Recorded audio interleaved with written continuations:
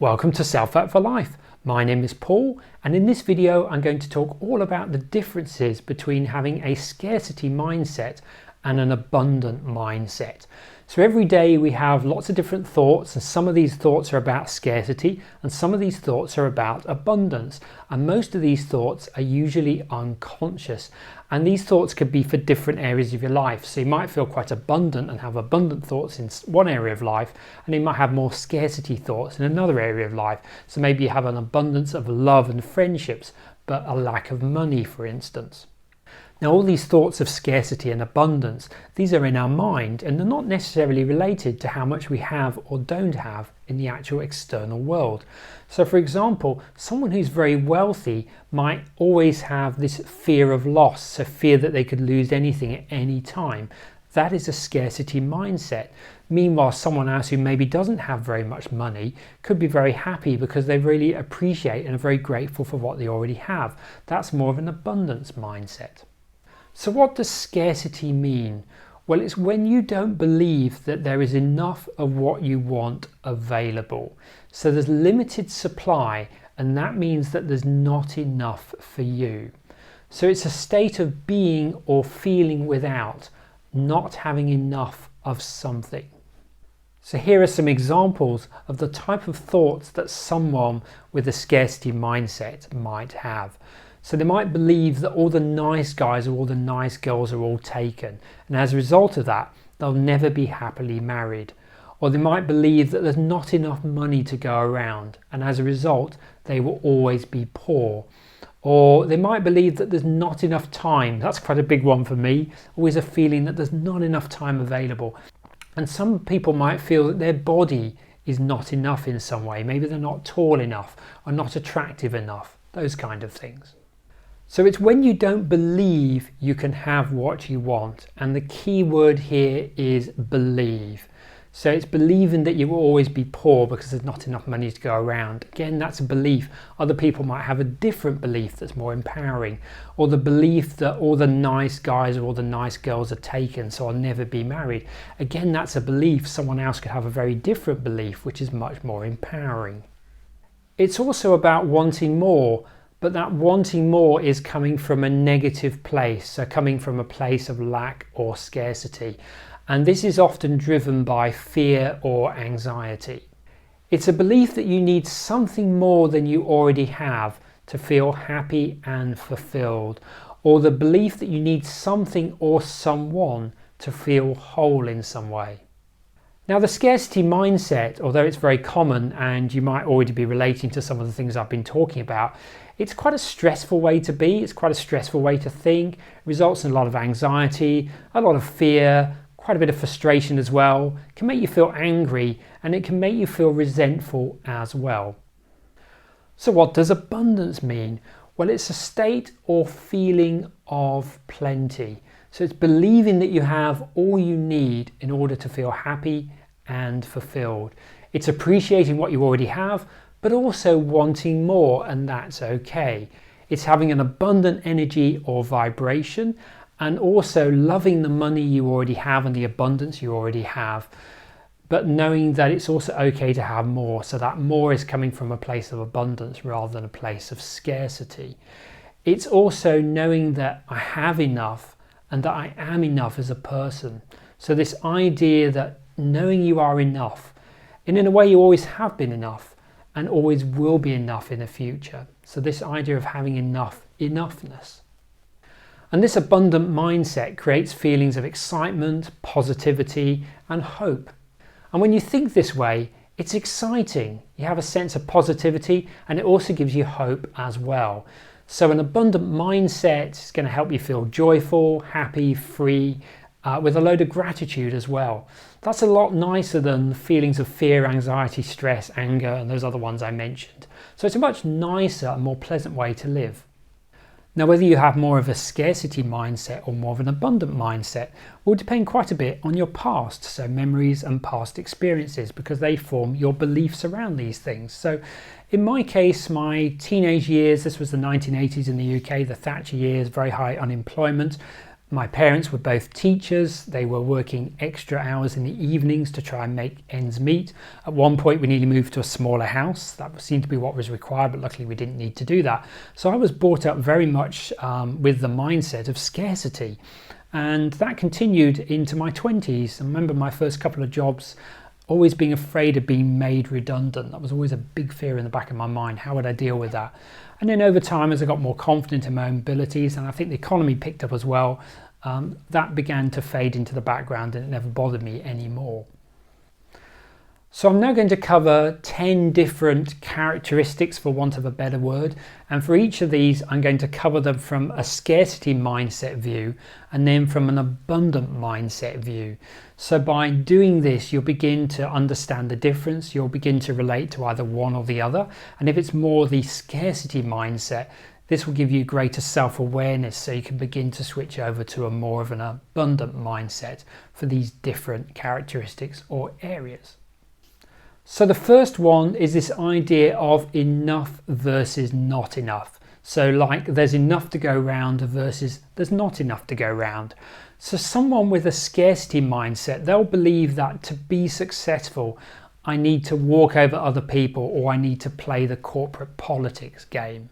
When congratulating others on their success, they can't do it wholeheartedly because deep down they're believing that they can't have the same success. There's that thought in their mind of, I wish it could be me, but I don't think it can be me. And then that leaves them feeling down and feeling disappointed and maybe feeling a little frustrated as well. Now, the corporate, business and political world tend to reinforce the scarcity mindset. For example, a company only has one CEO. There's only one president or only one prime minister. And when you work in the corporate world, you will often get performance-based pay rises.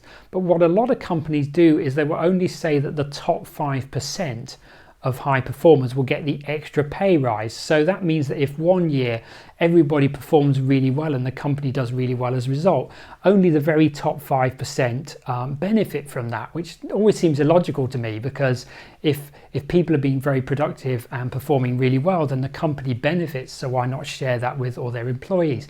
But anyway, that's my view. People with a scarcity mindset believe that the world is highly competitive and that maybe their industry has reached saturation point. They believe that they have to compete to stay on top. They have to be the best. They have to be the best to win. People with a scarcity mindset will also feel that there's not enough time. There's just not enough hours in the day. And the problem with this, and I've been guilty of this myself a number of times in the past, is that when you always think there's not enough time, then life tends to give you not enough time. So you tend to get more things that come into your life, more problems, more things that don't work, that take up your time. But also, if you tend to be a bit of a perfectionist, being a perfectionist means that things naturally take longer. They have to get them to the high standard you want them to be. So that will eat up at your time as well. And also, if you have a belief that you've got to be better than anyone else, that's also going to link with perfectionism. So things are going to take longer for you than they would for other people, which is going to reinforce that scarcity of time. So you can see there's quite a few levels to this. Now, it's interesting that many people overestimate what they can achieve in 1 year and underestimate what they can achieve in 3 years. So it can often help just to have that slightly longer 3-year view on what you can achieve in that time.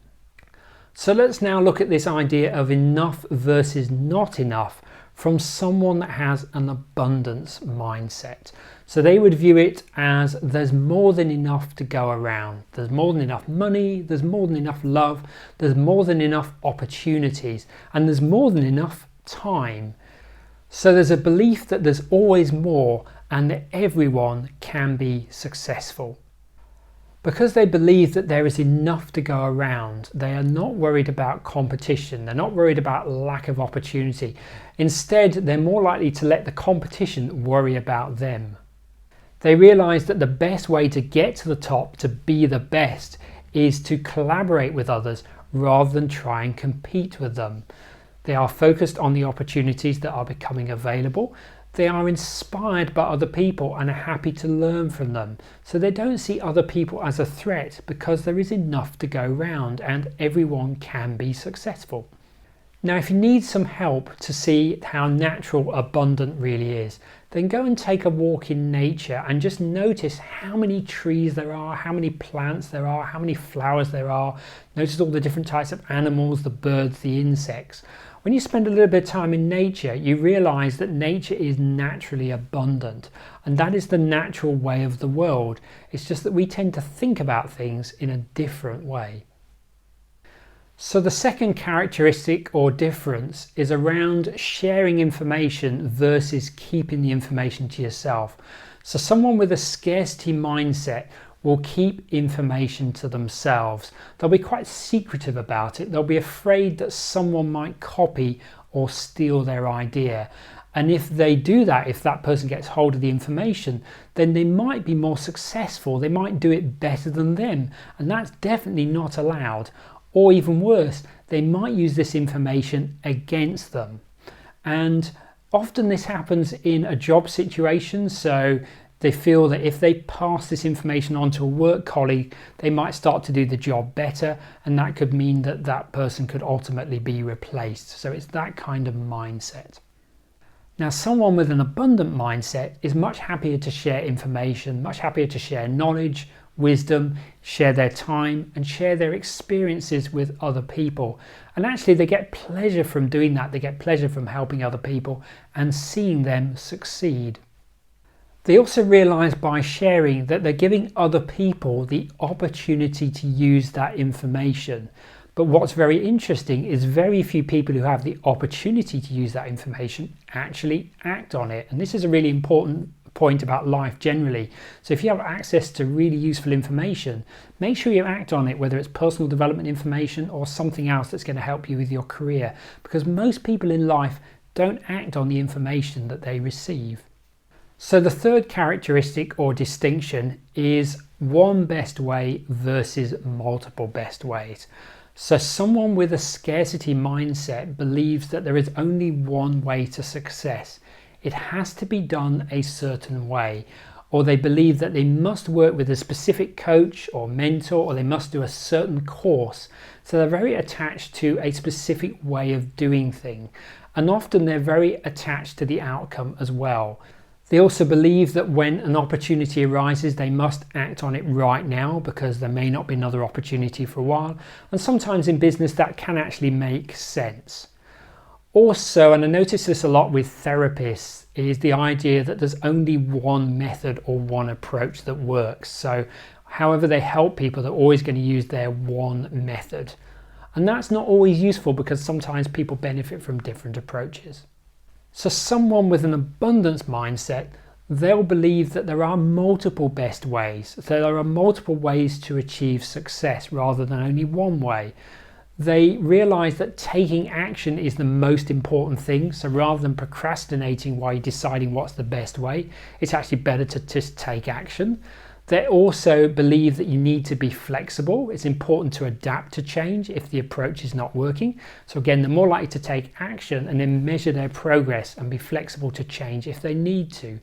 They realize that there's multiple best coaches, best mentors, multiple courses, multiple programs that could help them. It doesn't have to be one specific program. There's multiple ways that they could be helped. And also they trust the process and they can be open to whatever happens. So rather than sticking rigidly to one idea, they're open to possibilities, open to different ways and different solutions. So the fourth characteristic or distinction is around I can afford versus I can't afford. So someone with a scarcity mindset will say things like, I can't afford this house, I can't afford this car. They might even say, I'll never be able to afford to buy a house. So they basically have this belief that I can't have this. Versus someone with an abundant mindset, they'll say things like, how can I afford this? So they change it to a question, which means they then need to look at ways to answer it. Or they'll say things like, I'll find a way or I'll make a way to be able to buy this. So they might accept that they may not be able to buy this and afford this at the moment, but they're solution focused. They're thinking of a way to be able to do that in the future. And that's the most important thing. So number 5 is having a positive versus a negative mindset. So someone with a scarcity mindset will tend to focus on what isn't working in their lives. They'll tend to blame others and not take responsibility. So they'll have a victim mentality, and they'll often tend to think small. As someone with an abundance mentality will focus on what is working well. They'll be focused on solutions rather than problems. They will realize that the meaning that they attach to situations is more important than the situations themselves, and they'll be thinking big. So the 6th characteristic or distinction is knowing versus learning. So someone with a scarcity mindset, they'll believe that they have all the answers. They'll believe that I'm a know-it-all and that this is the only way that works. They'll be closed to any other possibilities, and they'll use what someone described as the 3 most dangerous words in the English language, which are I know that. And why is that the case? Because when you say I know that, you immediately blind yourself to any other possible way of doing things, any other possible different way of doing things. So that's limiting in itself. Now, someone with the abundance mindset has the belief that there is always more to learn, and they're always willing to learn from other people. Doesn't matter what age they are, where they are in life, they always believe that they can learn from other people, and they're always open to different options. So there's, again, back to this multiple ways of doing things, being open to different options. So number 7 is strict versus relaxed management style. So this is relevant, obviously, if you're a manager. It's also relevant if you have a manager, so someone managing you. So a manager that has a scarcity mentality, they'll tend to micromanage. They'll say that things have to be done in a certain way. They'll offer you little flexibility, and they'll sometimes take credit for work that you've done. Now, a manager that has more of an abundance mentality is likely to set larger objectives and tasks, so they're less likely to micromanage. They'll be more open, so they'll give you more openness. They will generally trust you much more, and their attitude is as long as the work gets done, they're very much open to how you do it, so you can decide that within reason, and quite often when you do it as well, so they're more flexible about your work hours and things like that. And if you do a good job, they will give you credit for that. So the 8th characteristic is have versus don't have. So focusing on what you have versus what you don't have.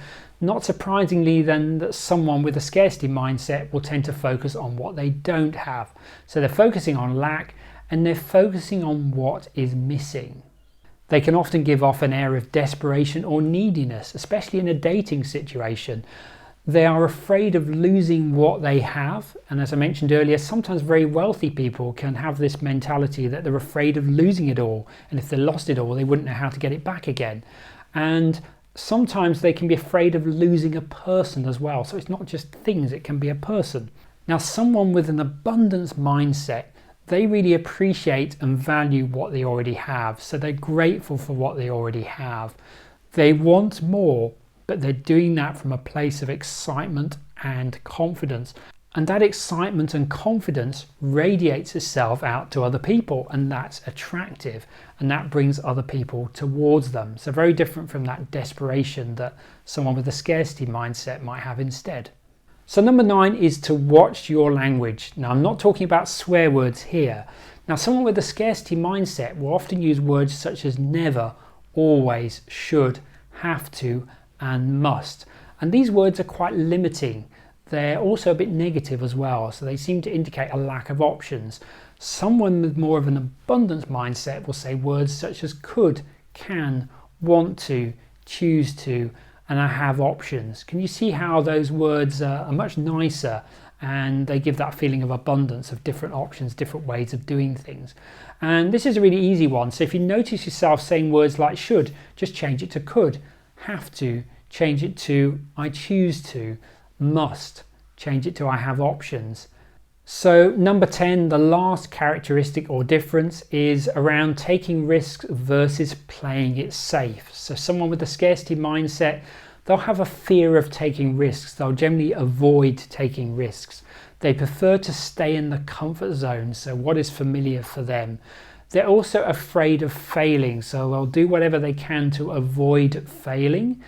The kind of risks that they avoid could be things like investing, purchasing a course because they're afraid that maybe the course won't help them in some way, and they're also afraid of losing time and losing money. And as a result, these people will often procrastinate on starting certain tasks that might have risks attached to them, or procrastinate on making decisions.